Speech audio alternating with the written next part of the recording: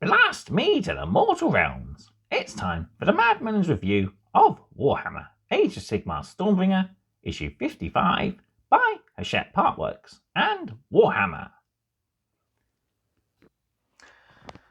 Hello everyone, welcome back to another Warhammer Age of Sigmar Stormbringer video review, and today we're going to be taking a look at issue 45. But before we do, we're going to have a look at what I received with my subscription, and we are looking at our next special character pack. So this is our 4th character pack, and we are getting the Cities of Sigmar Elf Assassin. So I must admit this is a little bit of a letdown, especially after 3 rather cool looking figures. Maybe, hopefully, the actual contents of the magazine will prove a little better. I mean, it's a model I've always kind of wanted to paint. It's in a really nice dynamic pose, so yeah.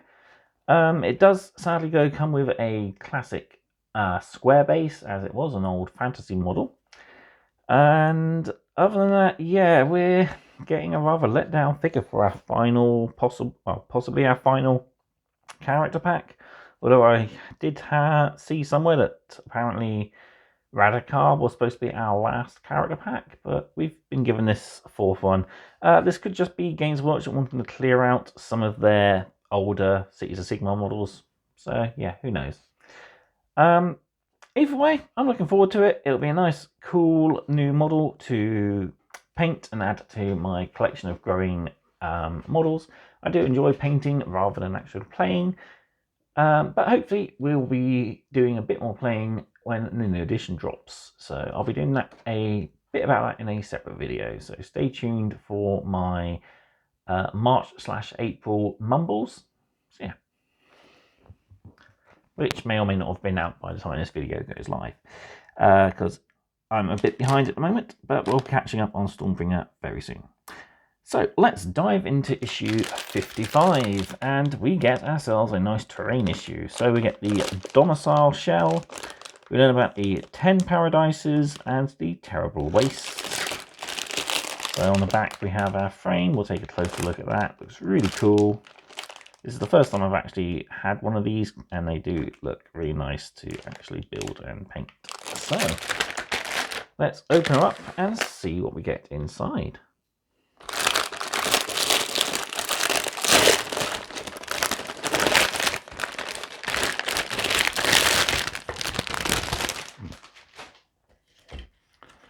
So we'll look at the frame straight off as we've got it here. So yeah, we got two large wall sections there. We got the construction gears as well. We got a smaller wall section there, and we even have a little bit of a flooring section with some tools laid down, as construction has been halted, possibly due to an orc attack. Flip it around to the inside, we see some nice detail here in the window shutters. We got some Sigmarite text there, looking really cool. Beautiful doors there. So yeah, really cool. Looking forward to building and painting these and see what the actual paint guide is like in the magazine. So that's pretty cool. Alright, bringing in the magazine then. So I'll adjust the camera and we'll start going through issue 55. Right, diving into issue 55. So we've got our build and I'll go in the sorry about that. We'll go into the contents. Right. So I got stuck together issue. So we have 2 bits of lore in this issue. We have the 10 Paradises as well as the Terrible Wastes. We have collect articles for the Domicile Shell and Caradron names, which is very suitable as we've just had Premium Kit 3. We learn to build and paint a Domicile Shell. We have tactics for the Order factions, and we also have our latest battle plan, Forged in War, Arcane Calamity. Moving on to, kicking off, we'll look at the 10 Paradises. So the great lands of Haish are symmetrical and ordered, each one mirroring another, and the whole is laid out in a symmetric pattern. Each land has its own characteristics, but even these are evenly distributed across the face of the realm, giving the appearance of meticulous design. So it goes into detail the spreading out of the 10 paradises and the effects of the twin gods Teclis and Tyrion have on the realm. So yeah, how to walk in paradise. So it goes over describing the different effects of walking through the different parts of the realm of Haish. Next up we have page 4 of Perils. This is the Terrible Wastes. Again, attend, faithful disciple, to the words of Brother Mukard. The forces of darkness close in about us. Heed the teaching of Sigmar's devoted servant and renounce corruption. So Brother Mukard has returned here and he's telling us all about the different corruptive wastes within the mortal realms and in particular the blights here of the plague god Nurgle. So yeah, it's not the best of places. It's a fragile refuge.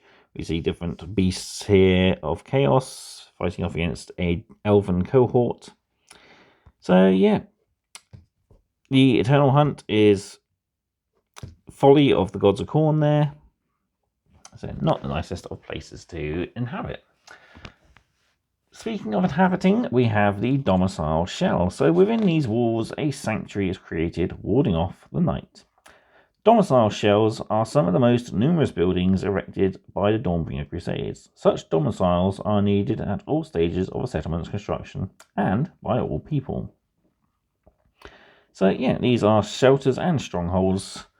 They are pretty durable constructs made out of solid blocks with reinforcement of metal and wood.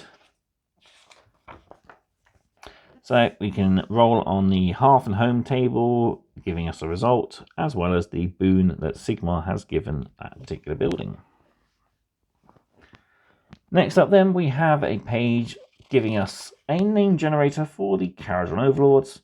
So Caradron names are practical and often reference family ties. You can use the tables below on the next page to name your Caradron Overlords heroes and units. So we got our name page there, name titles there, surnames there, and unit titles as well. So we can add some extra detail to our units, and we see there the Grondstock Thunderers that we will be getting in a future issue. Next up, we have our build article for the Domicile Shell and how to put it together. It's a fairly easy push-fit model. We got these classic 3 and 2 post and peg slots here on the corners. We've had these before in our Imperium magazines with our factory buildings. Now we got some slots and tabs here with the other details that we add. So we got some supports. We got the crane winch with the bucket on. We got the outer support there as well. And that's what our finished Domicile Shell will look like.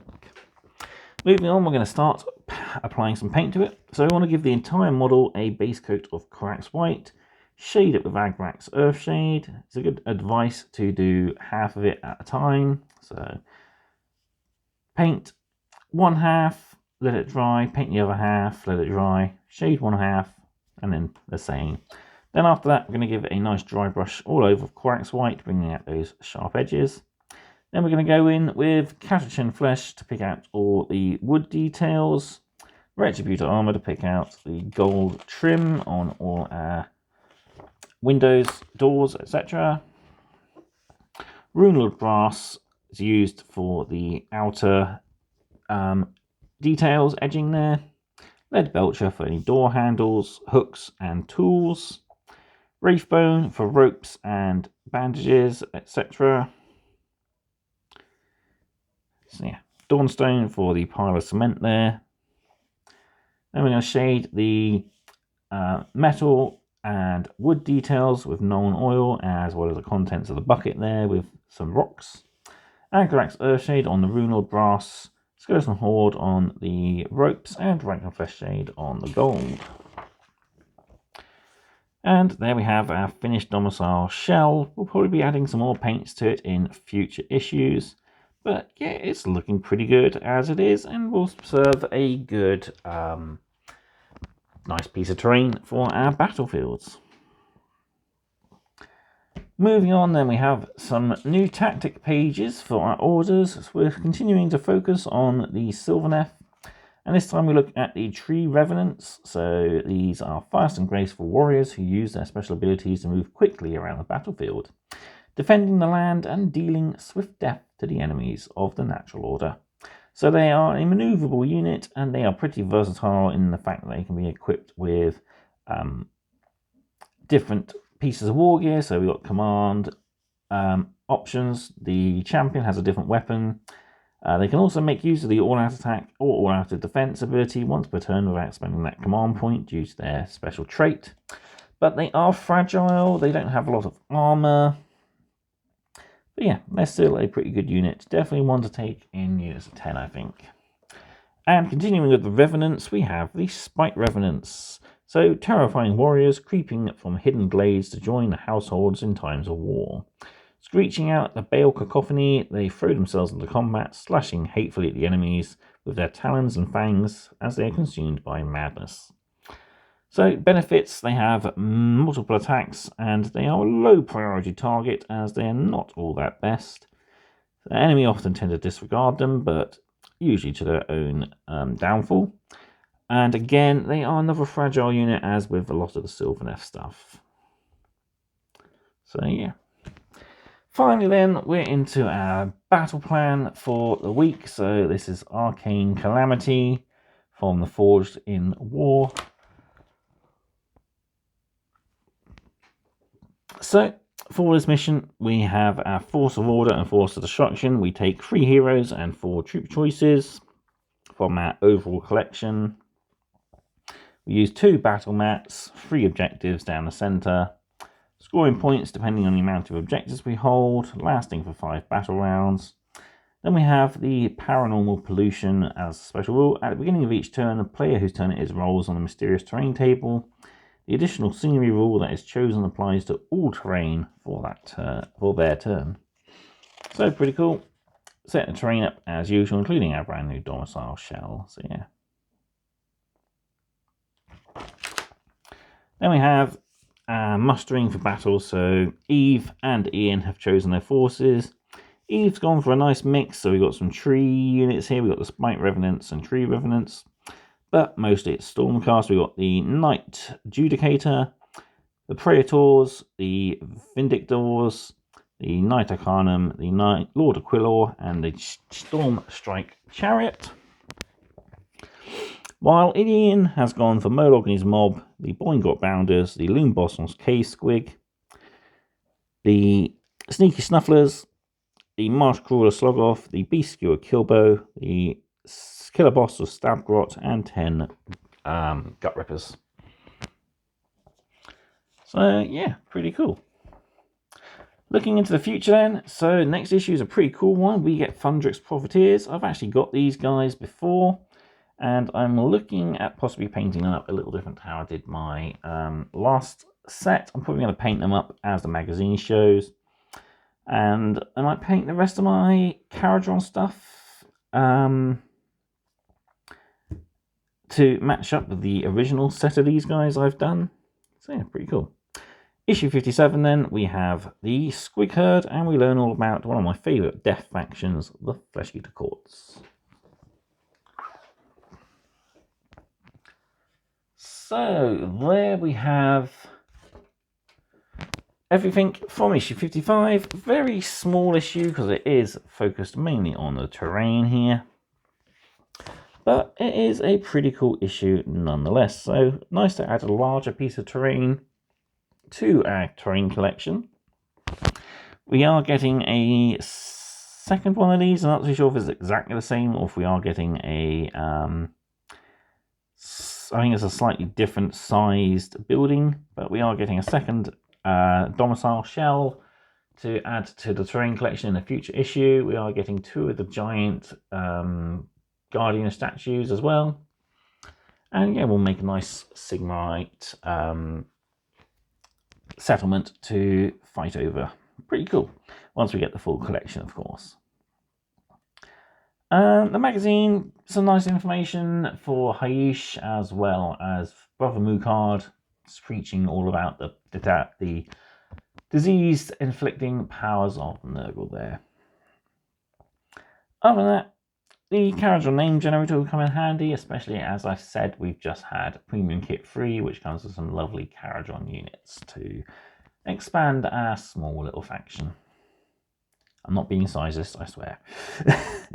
So yeah, that's pretty much all there is to say. Let me know what you thought of this video in the comment section down below. Let me know how you got on with building and painting your domicile shell. Have you followed the instruction guides in the book? They're very similar to how we painted the older Sigmarite ruins that we got with Mortal Realms magazine. So to me, I'm probably going to just swap out the Catch and Flesh for Dryad Bark and paint them up to match the rest of my terrain collection. Yeah, other than that, let me know in the comment section down below. And until next time, stay safe. Thank you for watching. And of course, happy hobbying. Goodbye.